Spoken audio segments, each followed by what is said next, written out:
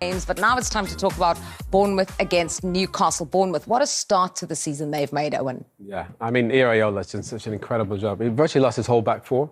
Yeah. You know, and he said, yeah, it's cool, don't replace him. I'll still do my thing. I absolutely love it. And he doesn't complain. He doesn't say, oh, I lost my whole back four. He keeps doing his thing. Semenyo, what a player he is, by the way. How nobody picked him up, I'll never know. But I just love to see the way Bournemouth, they approach every game the same way. Whether it's Semenyo or this goal was just sublime. He carried the ball the whole length of the pitch on his own. How did he not get tired, by the way, Jules? I was tired watching him. and then he just passes it into the goal. I think the key thing about that goal was that it was against Liverpool. Yeah. It wasn't against any team that was a slouch. It was against Liverpool. He's a fantastic player. The biggest thing you could say about him is I don't think he'll be a Bournemouth player next season. Oh, no chance. Will Iraola be a Bournemouth manager next season, the way they're going? Good question. I don't think so. Organised, efficient. There was a shot last season during one of the games that they won of around about 10 of their players sat injured. They're not necessarily injured, walking wounded, but they were obviously unavailable to him. They were sat in Bournemouth's TV studio at their stadium. And that's a tribute to the job that he's done. He doesn't moan, as you've been saying, about the hand he's being dealt. He just manages to make the best of what he's got. And I think if you look at the side, if you look at what Owen just mentioned about the fact that so many of his players have been sold off, and yet the players that he's handed, he makes it work. A terrific manager. Yeah, Milo Savljevic debuted against Brighton, 18 years old at centre-back, and they made it work. They've kicked on, as you mentioned. Let's talk about the fact that they lost that opening game to Liverpool, as many teams have done so far this season, and then have just kicked on from there. They've been perfect since then. Newcastle? No, talking about Bournemouth. Oh, no, Bournemouth. No, I mean, I love watching Bournemouth. I just don't see any flaws in the team. You know, and I love that even though they lost so many players, you think about obviously Kirkus and Huijsen and Sabani, they lost the whole back line. The goalkeeper, obviously Kepa, he finished his loan. But he still plugs all these players in, and they approach the game the same way. I just think it's amazing. It's credit to the manager. I mean, that other football clubs haven't said, right, that if there's somebody that's going to be the next guy, it has to be Iraola. He's humble. He has a clear identity how he wants to play. His team work hard, and they're successful. I mean, he has to be the first name on every list for whatever job opens up next. Big ones. Yeah, it is one of the stories of the season so far, the way that Bournemouth have started. Let's look at some of their transfers and some of the business that they have done. As we mentioned, lost a couple of big-name players, but these are the signings. Does anybody stand out for you there? Who's impressed you so far? Well, goalkeeper is the most important position, I think, in any team, because obviously if you've got a good custodian, then it transmits that confidence into the back four, sets a tone for the team, and Petrovic has been a terrific acquisition from Chelsea for them.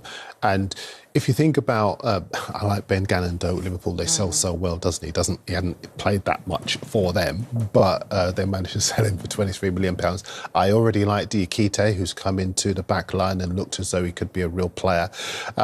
Yeah, they've got a fantastic side, and these players have only enhanced it. Adley's a good player. Very versatile, can play multiple positions, super athletic, good finisher. So, I mean, their scouting network, you know, they're not overpaying for these guys either. You know, 20 is about right for some of these players, whereas you see teams, you know, having 80, 70, 60 million pound misses. And I don't think any team at any level, any business can afford those mistakes. Bournemouth shop in the right window at the right place. And they rarely ever sign a bad player, which is a credit to them. Yeah, they've won 3 in a row now. As you've reminded us, Newcastle also lost to Liverpool pretty early on in the season. And Newcastle's business has focused largely on the outgoings, but they've brought in 2 strikers. One of them is unavailable. Eddie Howe is confirmed until after the next international break. That's Johan Wissa. Nick Faltamara made his debut last week. He scored, and it was the match winner. And then he was dropped in midweek in the Champions League. Would you have been raging? I would be. Yeah. I would be, because you come in and obviously you're going to fill the slot of a player who'd been there before. Why would you drop him? It makes no sense whatsoever. Yeah. They did do good business at Newcastle in the window. Ramsey's a terrific signing from Aston Villa. Ramsdale is very competent between the sticks, and you've got the pace and the creativity of Elanga, although that does look a little bit like on the expensive side for me. I like Faltamada. He's got a terrific touch, even though he's such a big man.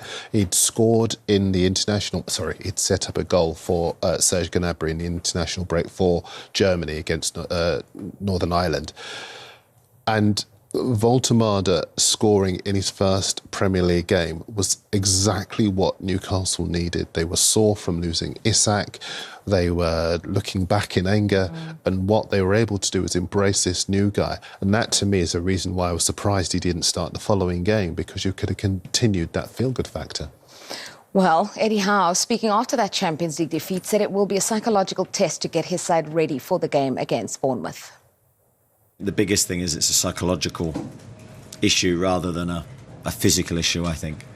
It's the big high of tonight, and that would be a big experience for the players, another big emotional game, and then the big come down, and then you've got to go to Bournemouth, which is a really tough away game, even with a full week to prepare. So I think that's the challenge we face, and every European team goes through the same experiences.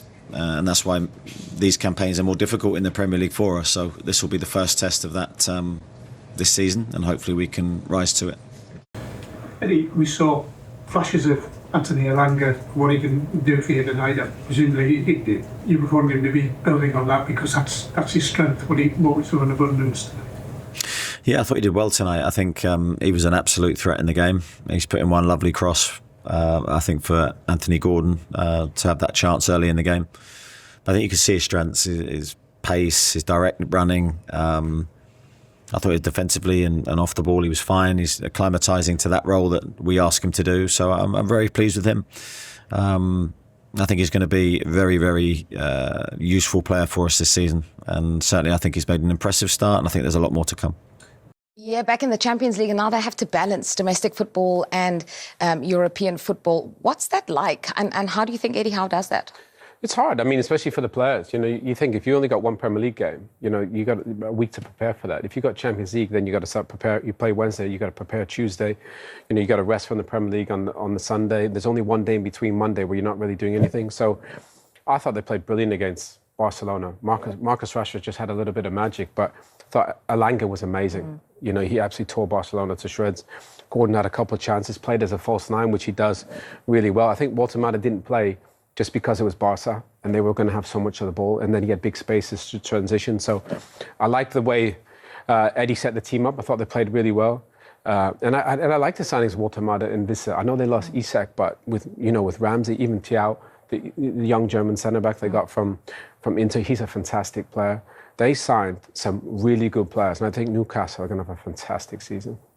So plenty of talking points ahead of match day 5. And just like that, Darren Lewis's favourite part of Team Talks is here. Prediction time. Bournemouth, Newcastle. Bournemouth beat them 4-1 in January, so I think they'll do something fairly similar, but I think it'll be tighter, maybe 1-0.